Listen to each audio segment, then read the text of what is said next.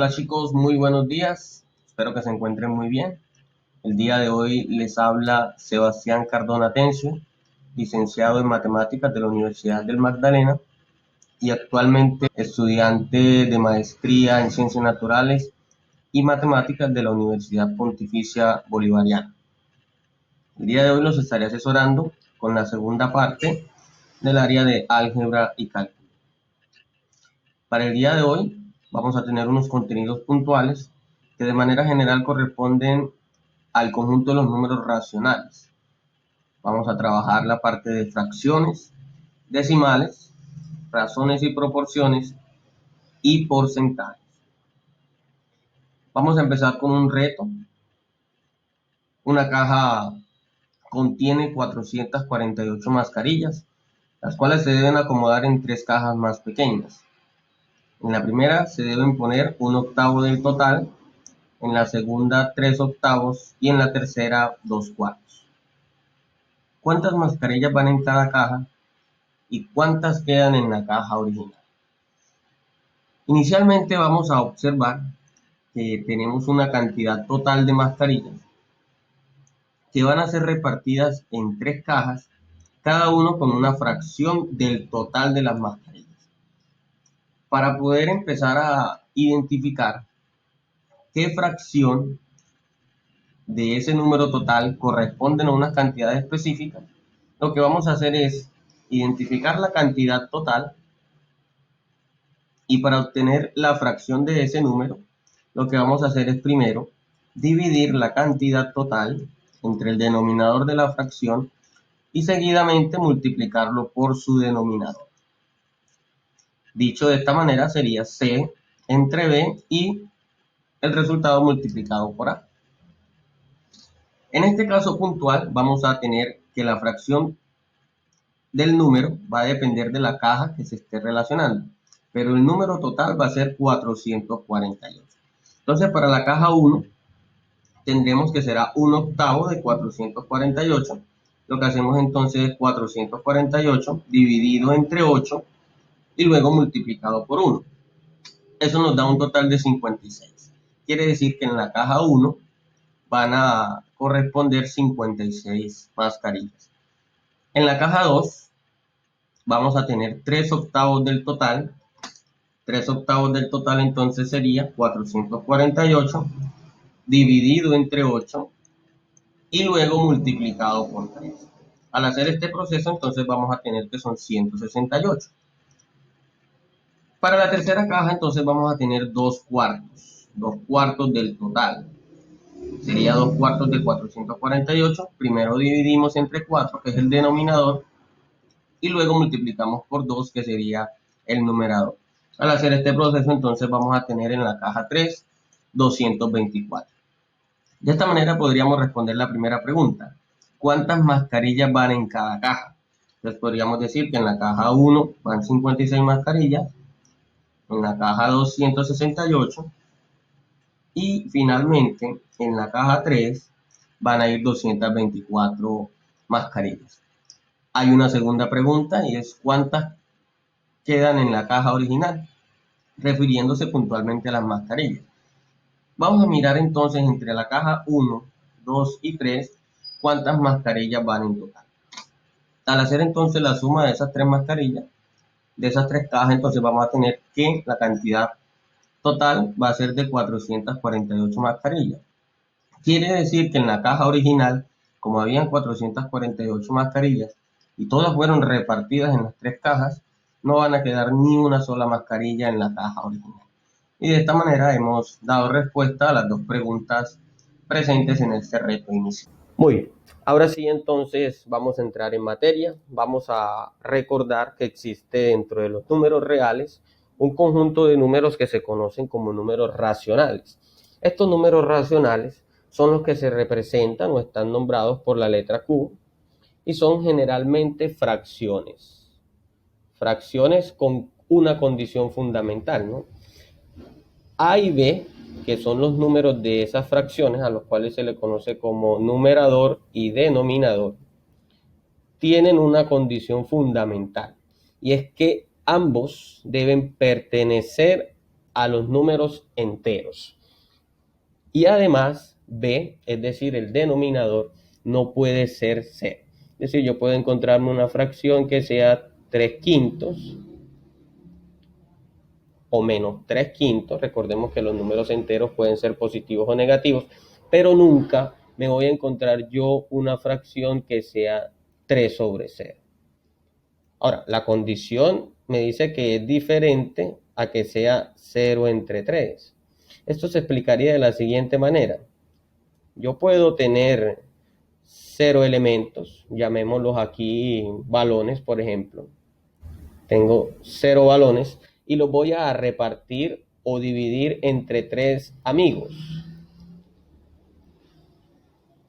Al yo no tener nada, ningún elemento de eso, entonces quiere decir que a cada amigo le corresponde 0 balones. Pero en el caso contrario, en esta parte que vemos aquí, que es la condición que no puede existir o que no existe dentro de las matemáticas porque es una indeterminación, yo no puedo tener 3 balones y partirlo entre 0 amigos.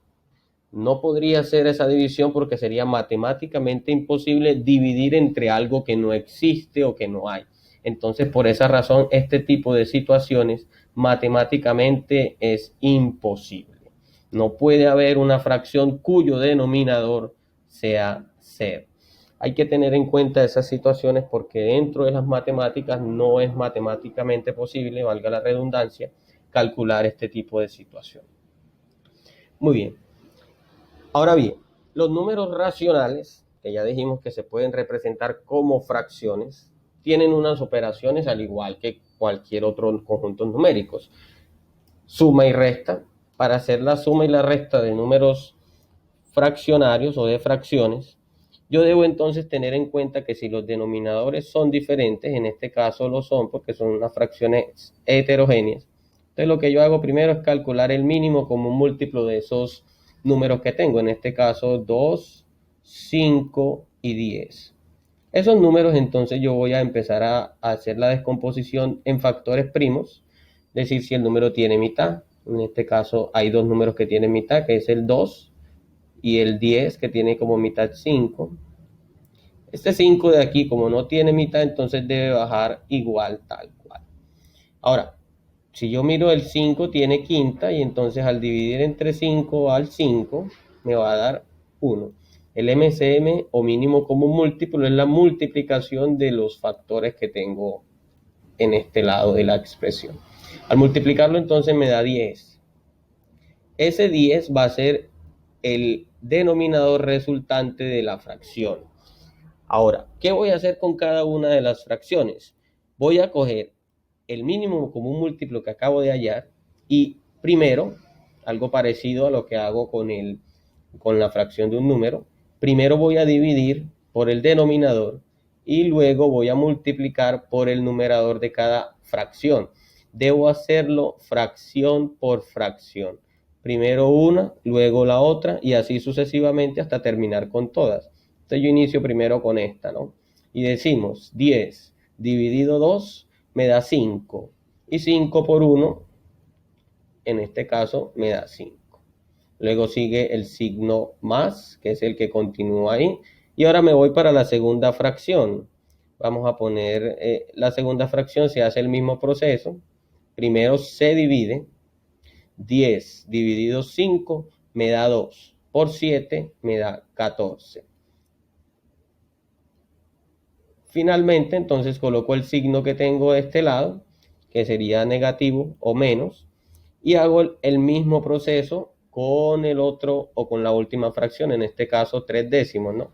10 dividido 10 me da 1, y 1 por 3, 3. Hago el proceso, y al hacer la multiplicación, entonces voy a tener el valor de 3. Ahora, finalmente lo que hago es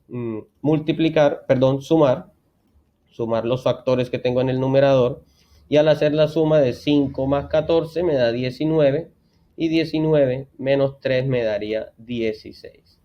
16 décimos en este caso. Ahora, si puedo simplificar, hago la simplificación, es decir, mirar si ambos términos tienen mitad, tienen tercera o tienen quinta, cualquiera de esas divisiones en números primos, teniendo en cuenta que los dos deben tener o ser divididos por la misma cantidad. Al hacer eso me doy cuenta que el 16 tiene mitad al igual que el 10, la mitad de 16 sería 8 y la mitad de 10 sería 5. Y ahí tendría entonces el resultado de esa expresión. La multiplicación de fracciones. ¿Cómo desarrollar la multiplicación de fracciones? La multiplicación de fracciones se lleva a cabo de una manera muy particular, muy sencilla. Lo único que tengo que hacer es multiplicar numerador con numerador y denominador con denominador, o lo que sería lo mismo, frente con frente. En este caso, 3 por 6, que me daría 18. Y 4 por 8, que me daría 32. Una vez terminado ese proceso, lo que puedo hacer es mirar si puedo simplificar, es decir, si los dos números tienen mitad o tercera, en este caso se cumple. Voy a ponerlo por acá a un ladito. La mitad de 18 es 9 y la mitad de 32 es 16. Sigo mirando si puedo simplificar un poquito más. Me fijo que el 9 tiene tercera, ¿sí? Y el 16 tiene mitad. Recordemos que para simplificar, entonces los dos deberían tener tercera o los dos deberían tener mitad. En este caso no puedo simplificar más, quedaría de esa manera. Y finalmente la división. Para la división suena un poquito extraño, pero para dividir no divido, sino que voy a multiplicar. Y es precisamente lo que hago aquí, ¿no? Voy a hacer una multiplicación cruzada, teniendo en cuenta o atendiendo a la organización de la primera fracción. En el mismo orden que esté la primera fracción, en ese mismo orden voy a colocar la fracción respuesta, teniendo en cuenta, repito, que debo multiplicar. En este caso multiplicaría 2 por 4, que me daría 8, y 3 por 5, que me daría 15. Es de recordar que la ley de los signos se cumple en la multiplicación y en la división de estas operaciones. Entonces, si la fracción hubiese sido positiva multiplicada por una negativa, recordemos que el resultado sería negativo. Muy bien, adelantemos o sigamos un poquito entrando a la parte o profundizando aún más en la parte de operaciones con racionales y todo lo que tiene que ver con este tema tan interesante. Vamos entonces a mirar conversiones de números racionales. Conversiones de números racionales. Resulta que los números racionales no se expresan únicamente en fracciones, sino que además pueden ser expresados como decimales. Y cuando tenemos una división expresada como una fracción, podemos convertir ese número en un decimal. Para hacerlo, lo único que vamos a hacer es dividir numerador entre denominador, o lo que sería lo mismo en palabras un poquito más comunes y castizas, el número de arriba dividido el número de abajo. Y lo que hacemos entonces es plantear la división con decimales. ¿Cómo lo hacemos con decimales? Muy sencillo. Lo primero que tengo que decir es, bueno, ¿por cuánto multiplico al 4 para que me dé 3? O en la tabla del 4, ¿por cuánto lo multiplico para que me dé 3? Y me doy cuenta que no es posible. Y entonces digo, bueno, 0 al cociente. Ahora viene lo interesante. Para poder continuar la división, entonces agrego una coma decimal y un 0 que me permite esa coma decimal en el cociente para poder agrandar este valor de acá y ahora sí preguntarme por cuánto multiplico al 4 para que me dé 30 o que quede cerca, que no se pase, ¿no? Y decimos por 7. 7 por 4, 28. Cuando hacemos la resta de 28 para llegar a 30, entonces nos da 2. Como ya puse una coma decimal, puedo, cada vez que haga la resta o que encuentre la diferencia entre los números, puedo agregar un 0 para continuar dividiendo. Solo un 0. Y luego me pregunto, ¿por cuánto multiplico al 4 para que me dé 20? Sería entonces por 5. Y al hacer la multiplicación de 4 por 5 me daría 20. Hago la diferencia o la resta entre esos valores y me daría 0. Aquí ya terminaría y quiere decir que 3 cuartos es equivalente o es lo mismo que 0.75 o 0,75 expresado como decimal. Todos los números fraccionarios o todos los números racionales expresados como fracciones se pueden representar también como números decimales. Hagamos el segundo ejemplo, hagamos ahora 2 quintos. 2 dividido entre 5. Recordemos que es el de arriba dividido el de abajo. Y decimos, bueno, ¿por cuánto multiplico al 5 para que me dé 2? Como el 5 es mayor, no estaría. Entonces yo digo, bueno, 0 al cociente, pongo la coma decimal y un 0 que me permite esa coma. 5 para que me dé 20 sería por 4. Y digo 5 por 4, 20. Que a 20, 0, ¿no? Y de una vez terminaría la división de esos decimales. Hay algo muy interesante y es que no siempre voy a poder terminar las divisiones de esta manera tan rápida, ¿cierto? Sino que en ocasiones me va a generar un valor un poquito diferente. Por ejemplo, en la expresión 3 dividido 10 o 3 décimos, no tiene nada que ver con el que está allá arriba en los ejemplos, sino que este es otro que vamos a traer aquí. Entonces yo digo, bueno, resulta que yo digo, bueno, en la tabla del 10, ¿por cuánto lo multiplico para que me dé 3? Digo, no está, 0 al cociente, coma por aquí y me daría 0. 10 para que me dé 30 sería por 3 y aquí me daría 30, que es un resultado que me da concretamente. Pero ¿qué ocurre si me plantearan entonces ahora la división al contrario? Sería 3 entre 10 y ahora vamos a ponerlo 10 entre 3. Es decir, el efecto o el proceso totalmente invertido. Miremos entonces ahora 3 para que me dé 10 estaría 3 veces. 3 por 3, 9. Cuando hacemos la resta, me da 1. Ya aquí, como es mayor el número que tengo en la parte del divisor, es decir, aquí en el 3, puedo colocar una coma aquí y un 0 que me permite la coma acá. Y yo sigo mirando que me va a dar 3 aquí otra vez. Hago la resta y nuevamente me vuelve a dar 1, que puedo volverle a agregar un 0 y me daría otra vez 3 por aquí. Y entonces yo me voy a dar cuenta que ese proceso se va a repetir de manera infinita y nunca se va a acabar. Y entonces aquí viene una clasificación de números decimales que ahora vamos a compartir, que es fundamental para poder identificar todos estos números racionales. Entonces miremos, esos números racionales se pueden clasificar según este esquema en varios, digamos, elementos. Recordemos que existe el conjunto de números racionales, que los conocemos con la letra Q, y que podemos decir que pertenecen o están relacionados con los números naturales y enteros. Porque resulta que con esos números naturales y enteros es que armamos los números racionales. Y entonces esos racionales que son fracciones también se van a representar como decimales.